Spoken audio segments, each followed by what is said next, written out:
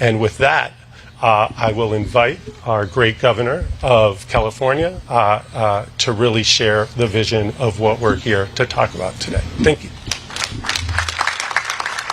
Thank you, Doctor. Well, thank you, everybody. Thank you for your patience. I'll try to be as succinct as possible. It may not feel like, Worker Appreciation Day, making you all stand up in the corner over there. I don't know if any of you can see them, but we're grateful to all of you, and we wouldn't be here without you. So I want to extend my appreciation to all of you, the extraordinary frontline employees that make all of Dave's success work every day. Let me also just express gratitude. I think it's not an insignificant moment when we're here in San Jose, but with the mayor of San Diego and the mayor representing the big 13 mayors in the state of California from Oakland. This gives you a sense of the magnitude of this moment, the magnitude of this issue, the magnitude of what has appropriately been described as the crisis that we are trying to address here today. I'm grateful to the senator for his leadership and his comments. I couldn't agree more. We need to treat brain health early before we punish it later, and that's foundational in our efforts, in our partnership with the legislature, which I'll brag on more in a moment. But I want to contextualize this a little bit because Judge Manley hit on something that that hit a chord with me. We've been asking the wrong question. There's an old adage, if you don't like the answer, ask a better question. And for years and years and years, we've been asking the wrong questions. And it goes to the core of what the judge was offering. And that was his perspective on the front lines, that we were trying to reform a broken system. And in the margin, we were reforming it. We made progress with Laura's Law, opt out, opt in. But when you looked at the results, 200, by the way, this is an exact number, 218 people in the entire state of California served by Laura's Law. That wasn't much of a reform. That certainly is not demonstrable progress. When you look at LPS, Lanterman-Petroshort Act, going back to my birth, mid-1960s, we're talking about a world that no longer exists. We're debating old debates, wounds on all sides of the aisle. People that want to reform in this direction, people feel it's over, we reform too much in the other direction. And so we decided to take a different tact, a different approach. And we started having conversations anew, started asking better questions, and that's where we landed on this new approach. Rather than reforming in the margins a system that is foundationally and fundamentally broken, we're taking a new approach. And we're offering a new strategy and new partnerships, but we're offering it in a way that we haven't in the past. And that's with resources. We have not taken our eye off the ball on the issue of homelessness and mental health in this state in the last 3 years. I know everybody thinks we've been zigging and zagging from crisis to crisis, and oftentimes that means we've lost sight of what's in front of us, the issue and the crisis of what's happening on the streets and sidewalks across the state. We haven't. When we got here 3 years ago, the state of California had no plan, no homeless plan, nothing. Didn't exist. There was no strategy, there was no plan. There was no accountability. There was a $500 million appropriation that went to the cities and counties, but that was it. That was 3 years ago. I want folks to know what exists today and what we're promoting into the future. We have approved $12 billion from $500 million and no plan, no accountability, to a $12 billion multi-year investment that has been approved by the legislature, where we are investing in proven evidence-based strategies with accountability plans required for the first time in history and oversight, with a resourceful mindset to build and rebuild and reimagine a future by developing partnerships that we could not develop in the past because we didn't have the resources to back them up. We have developed and organized and architected a system that has been backed up by unprecedented investments, including an additional $2 billion that's in front of the legislature for consideration. If they approve that package, $14 billion will back up this approach and this new strategy. And by the way, that includes $3 billion specifically to build housing and support clinical placements for people with severe mental illness. By the way, that's the biggest expansion in this space since we started dismantling the system infamously in that first Governor Reagan budget in 1967. We couldn't get to this point without having done that work in the last few years.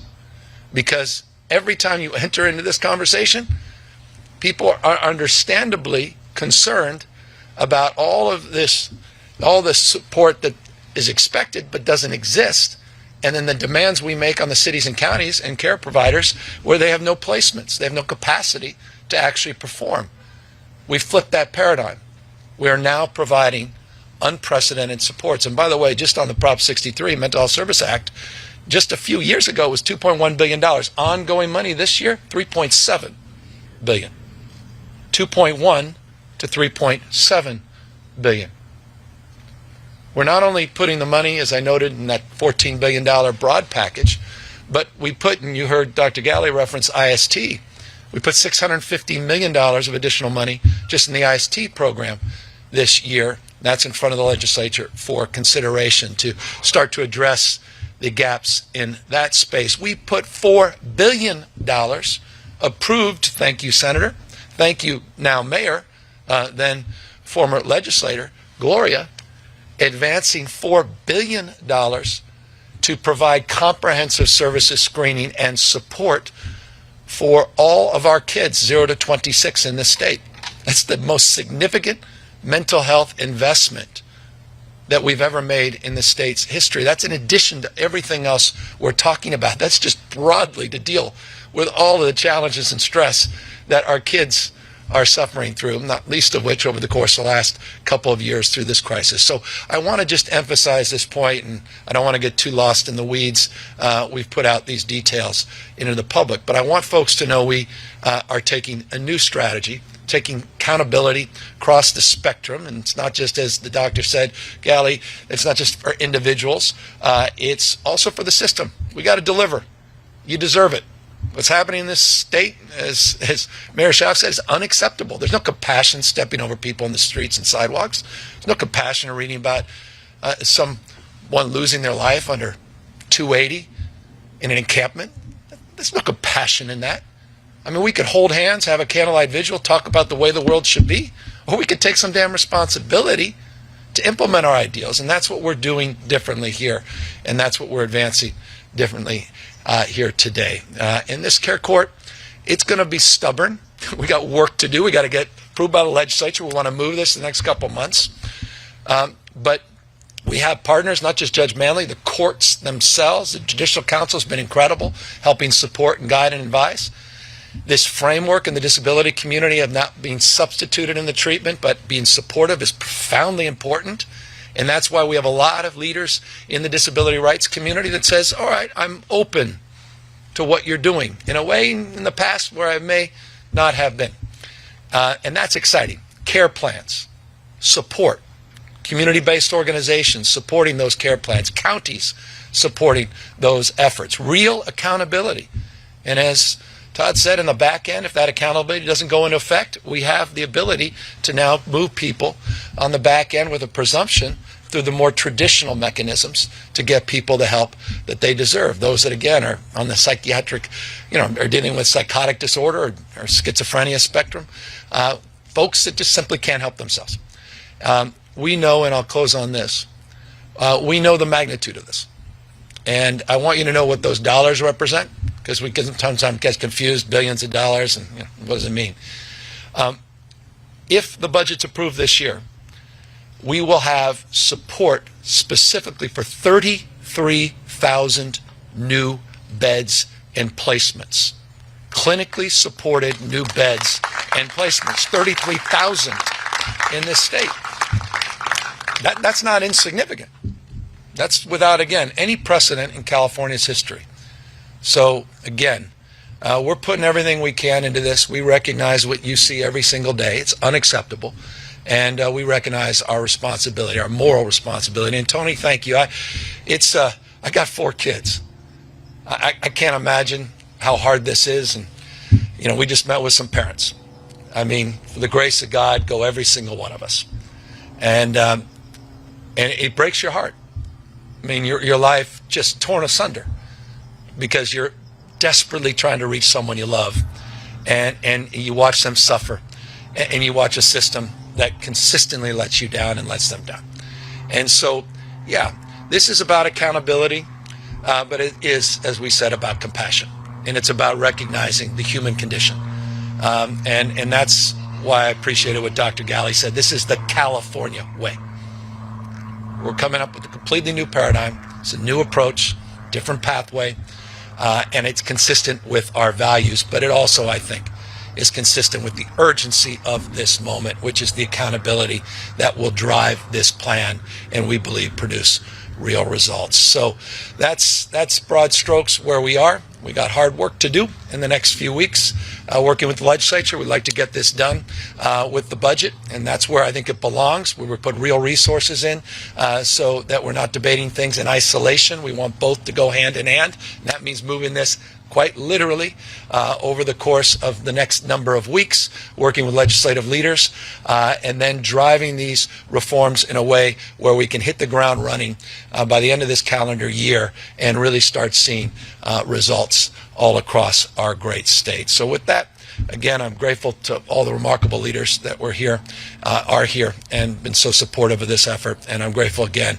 to a workforce that needs to be supported as well and nourished and developed, that is also foundational in terms of our efforts to make real what we're promoting here today. So with that, we're here, of course, to answer any questions that you may have.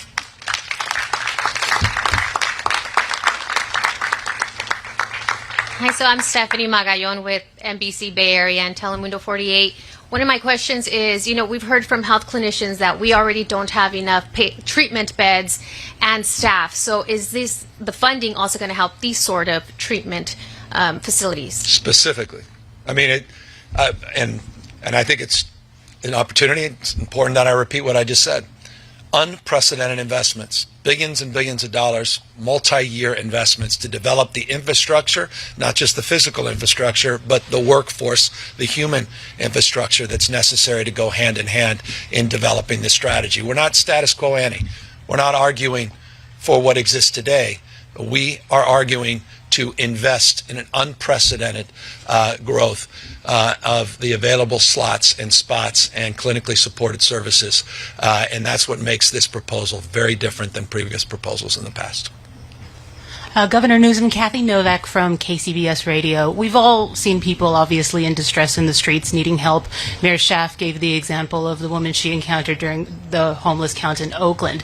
Can you give sort of a concrete example of a situation of what might change in that kind of scenario? Yeah. Who would step in and what would happen next for that kind of person? Yeah, so if someone's severely mentally ill, chronic drug addictions that cannot make informed decisions, medical decisions for themselves, they can have a peer provide a pathway to access a care plan by providing information about this individual, providing the opportunity for a plan to be developed with the court's oversight, a plan that would have a advisory body that would review that process in a way where that individual has an advocate, a public defender, and has a peer supporter.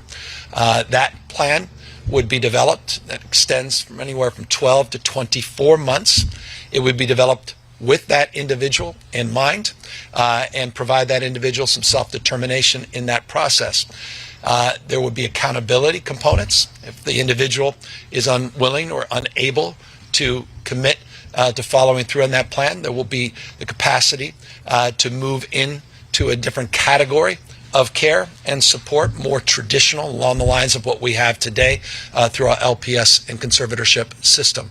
But our hope and expectation is by creating this third pathway that family members, people like Tony, mental health crisis teams, many here assembled today that are mobile and going out, homeless outreach workers, and counties themselves now will have the capacity to save someone's life. The mayor of Oakland could say, this individual, I now have the ability to help this individual who clearly can't help herself and get her off the street so she doesn't become a statistic and give her a chance.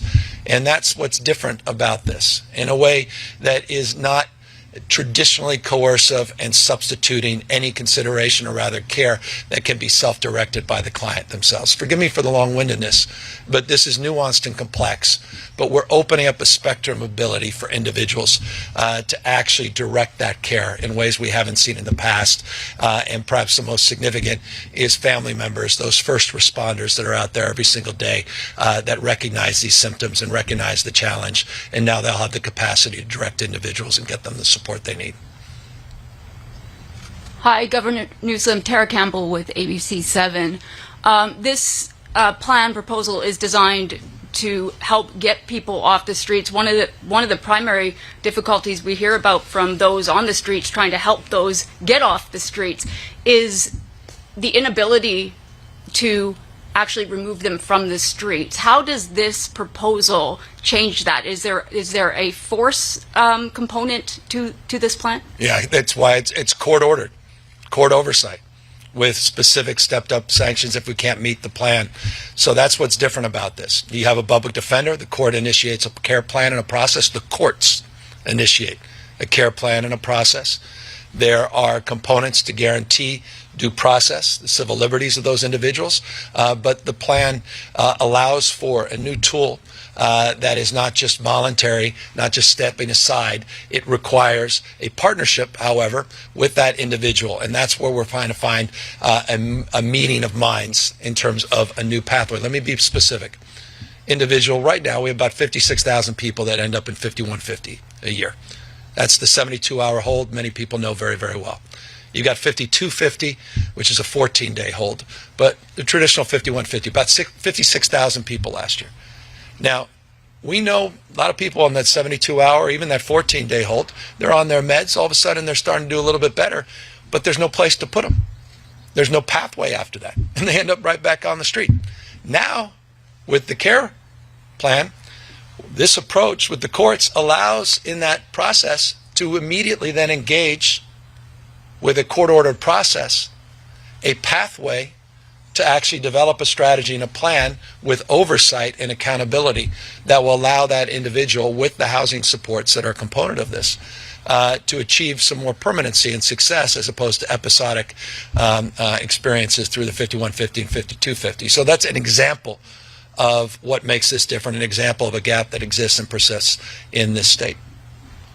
Just a quick follow-up. So if these people aren't in the system already, will that require that law enforcement goes out to these people? This is family members, first responders, community-led teams, counties, the health system. This is not about, I know everybody has this notion, we're going to round everybody. I mean, this is like this is the dumbest stuff I've ever heard. This is just stuff, golden oldie. Everybody, we're just in, that's what created, well, forgive me.